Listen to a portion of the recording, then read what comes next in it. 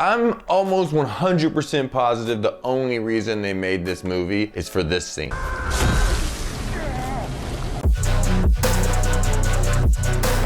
Hey guys, if you like this video, we have a bunch of other videos that you might also like, so why don't you go ahead, like, subscribe. You can get into our playlist and binge them if you would like. I think it's a good binge. Okay, our story picks up 5 years after our first movie. Jonas is still getting in trouble being the eco-warrior. We start by seeing him trying to find evidence on illegal radioactive dumping on a tanker somewhere in the ocean. He does his Jason Statham thing. It's great to see Jason Statham fool Jason Statham. It's kind of majestic. He gets off the ship in the most ridiculous way. It's very Jason Statham, we like it. The love interest from the first one has passed away. Jonas, Jason Statham's character, is kind of a surrogate stepfather to Mei Ying. He is trying to do his best there, but also he is this eco-warrior trying to save the ocean. He also works very closely with 50-foot sharks, so, you know, not the most stable father figure. She also has her uncle. Her uncle has now taken over a company, and they've actually gotten to the point where they have domesticated a megalodon and they keep it in a giant tank. And I know, give me the open ocean, I have no will to live. Kind of inspiring, really, in a weird way. The Uncle Ju Ming is a little bit eccentric. He will actually get into the shark tank with the megalodon because he feels that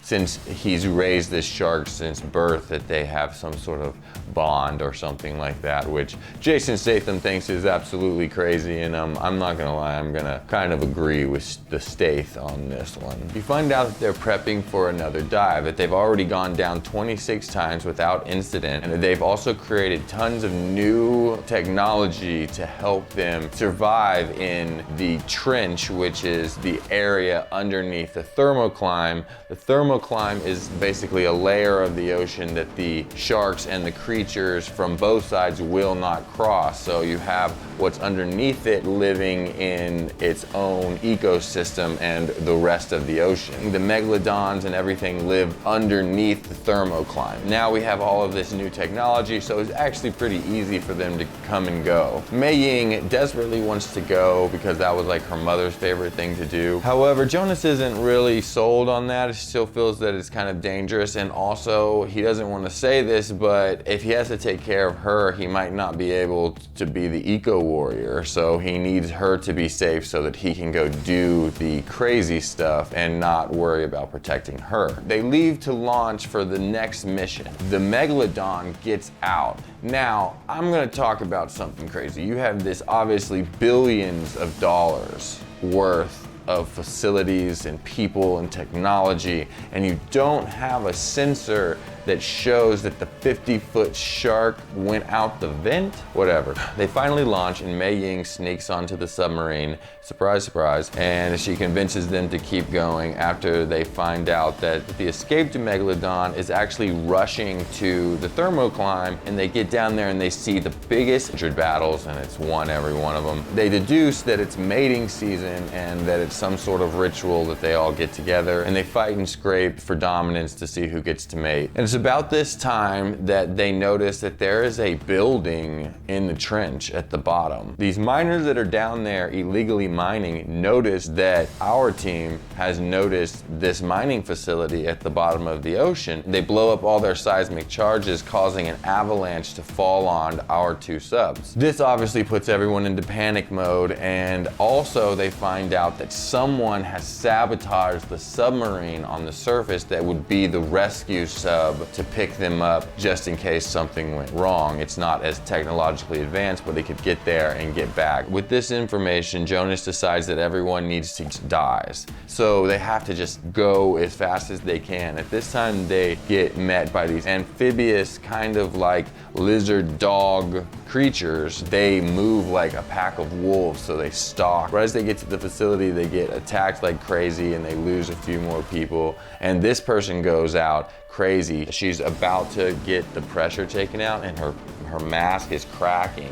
And since they're at the bottom of the ocean, the pressure is so crazy that once it cracks, it's gonna just like implode into her face and just implode her whole body inside of the suit. That was nuts, yeah. And they find out that these people are mining rare earth metals that are worth billions and billions of dollars. It makes more and more sense at that point. The ethical dilemma of destroying nature for profit and in secret is pretty horrible, if you ask me, but to each his own. When they get there, they find out that Jess, one of the operators on the surface, she was the one that sabotaged the sub. So she gives them a bunch of ultimatums as she starts to launch the escape pods, which leads Jason Statham to have to blow all the air out of his body and then swim on the bottom of the ocean. But we just talked about, since the pressure is so bad, but the way that works is that if you have no oxygen in your body, the pressure won't crush you. I'm not entirely sure on the science of that, but it looked cool. So after fighting the main henchman that's in the facility, he gets to the room and he saves them just in time, and they find a way off the station and back up to the surface. But whenever they get there, the explosions from the charges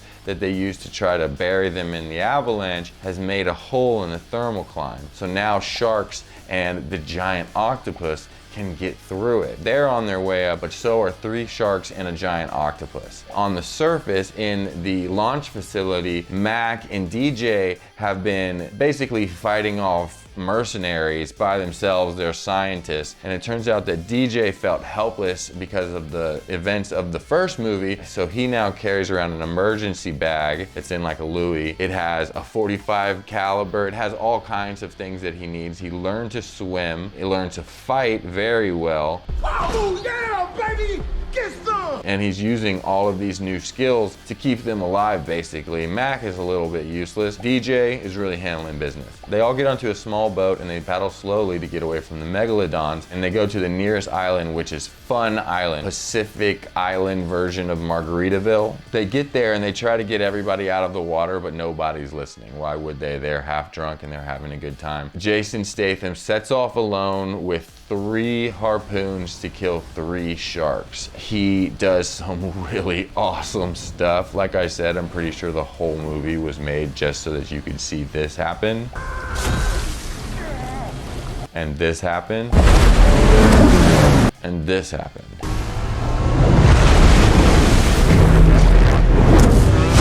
But also, don't forget, there's a giant octopus too. He is like a B-tier villain, so they give him the B-tier people to fight him. So Uncle Zhumin's taking him out. He makes a bomb out of phosphorus using his superior intelligence. He swims down, he sticks it in there, it blows it up. Doesn't kill it, but it does attract a megalodon, and the megalodon handled business. The last shark is still a problem, and also, it wasn't super duper important at the time, but Mac was flying a helicopter and he crashed it, okay? Now it's important because Jason Statham is on a small rock floating on an island. So he's standing there and Megalodon's gonna do the same thing to him. The man that has killed his 2 Megalodon brothers. This noble shark is going to kill the Statham. Nah, Jason Statham uses a helicopter propeller. A helicopter propeller.